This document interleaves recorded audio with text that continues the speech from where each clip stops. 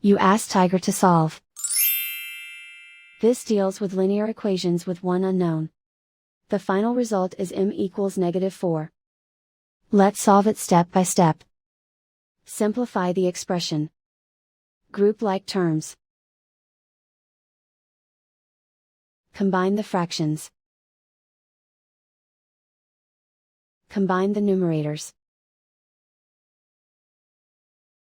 Group all constants on the right side of the equation. Add 4/5 to both sides. Combine the fractions. Combine the numerators. Reduce the zero numerator. Simplify the arithmetic.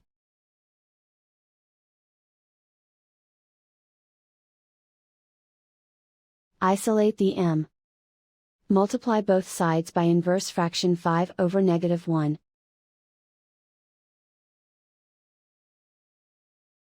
Group like terms.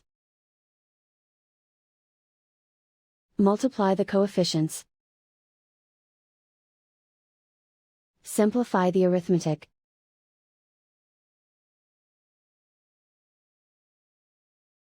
Multiply the fractions. Simplify the arithmetic. And so the final result is m equals -4.